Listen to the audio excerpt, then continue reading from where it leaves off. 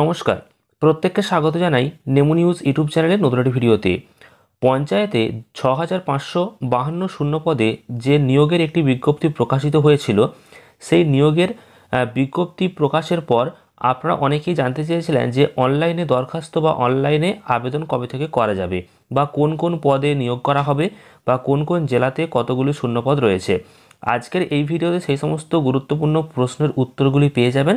অর্থাৎ পঞ্চায়েতে যে 6552 শূন্যপদে নিয়োগ হবে, তার অনলাইনে দরখাস্ত কবে থেকে শুরু হবে, কোন কোন পদে নিয়োগ হবে এবং কোন কোন জেলায় কতগুলি শূন্যপদ রয়েছে। তো অর্থাৎ ভিডিওটি শেষ পর্যন্ত দেখলে সমস্ত গুরুত্বপূর্ণ তথ্যটি জানতে পারবেন। তো ভিডিওটি শেষ পর্যন্ত দেখার আগে একটি লাইক করুন এবং চ্যানেলটিকে সাবস্ক্রাইব করে পাশের বেল আইকনে অল প্রেস করে রাখুন। আপনারা অনস্ক্রিনে দেখতে পাচ্ছেন পঞ্চায়েতে 6552 শূন্যপদ। অনলাইনে দরখাস্ত নেওয়া শুরু হবে জুন, অর্থাৎ জুন মাস থেকে অনলাইনে নেওয়া শুরু হবে দরখাস্ত।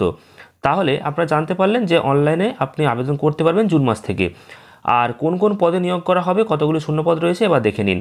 বলা হয়েছে রাজ্যের পঞ্চায়েত দপ্তরে group D peon, data entry operator, lower division assistant, গ্রাম পঞ্চায়েত কর্মী, নির্মাণ সহায়ক, এছাড়াও secretary, assistant cashier, accounts clerk, executive assistant, stenographer, clerk cum typist, panchayat samiti peon, block informatics officer ইত্যাদি পদে 6552টি শূন্যপদের জন্য অনলাইনে দরখাস্ত নেওয়া হবে জুন মাস থেকে।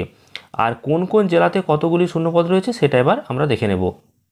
দেখুন, এখানে বলা হয়েছে যে নবান্ন সূত্রের খবর যে রেজিস্ট্রেশন বা ওয়ান টাইম যে রেজিস্ট্রেশন একটা চলছিল, সেই রেজিস্ট্রেশন এবং প্রোফাইল সম্পন্ন করার প্রক্রিয়া আগেই শুরু হয়েছে এবং আপনারা অনেকেই কিন্তু রেজিস্ট্রেশন করে রেখেছেন, প্রোফাইল বানিয়ে রেখেছেন। তো বহু প্রার্থী এর মধ্যে নাম রেজিস্ট্রেশন করে ফেলেছেন। যারা নাম রেজিস্ট্রেশন করেননি তারা অবশ্যই নামটিকে রেজিস্ট্রেশন করে রাখুন, তবে অনলাইনে দরখাস্ত করার সময়ও নাম রেজিস্ট্রেশন করার সুযোগ দেওয়া হতে পারে। নাম রেজিস্ট্রেশন করার পর যে ইউজার আইডি এবং পাসওয়ার্ড পাবেন সেটি অবশ্যই নিজের কাছে রেখে দেবেন। সংশ্লিষ্ট জেলার যে ডিস্ট্রিক্ট লেভেল সিলেকশন কমিটি বা ডিএলএসসি বিজ্ঞপ্তি দিলে তখন এই ইউজার আইডি ও পাসওয়ার্ড দিয়ে ওপেন করে সংশ্লিষ্ট পদের জন্য আপনি দরখাস্ত করতে পারবেন।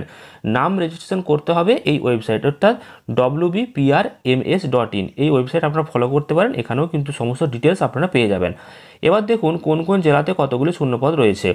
তো কোন কোন জেলায় কটি শূন্যপদ রয়েছে, সেক্ষেত্রে বাঁকুড়া জেলায় রয়েছে 607টি, দক্ষিণ চব্বিশ পরগনা জেলায় রয়েছে 516টি, হুগলি জেলায় 606টি, উত্তর চব্বিশ পরগনা জেলায় 566টি, পশ্চিম মেদিনীপুর জেলায় 560টি, পুরুলিয়া জেলায় 405টি, আলিপুরদুয়ার 181টি, বীরভূমে 147টি, কোচবিহারে রয়েছে 200টি শূন্যপদ, দক্ষিণ দিনাজপুরে 184টি শূন্যপদ, দার্জিলিংয়ে রয়েছে 366টি শূন্যপদ, হাওড়ায় রয়েছে 442টি, জলপাইগুড়িতে রয়েছে 146টি, ঝাড়গ্রামে রয়েছে 225টি শূন্যপদ, কালিম্পংয়ে 169, মালদাতে রয়েছে 138টি, মুর্শিদাবাদে রয়েছে 178, নদিয়াতে রয়েছে 144টি শূন্যপদ, পশ্চিম বর্ধমানে রয়েছে 123টি।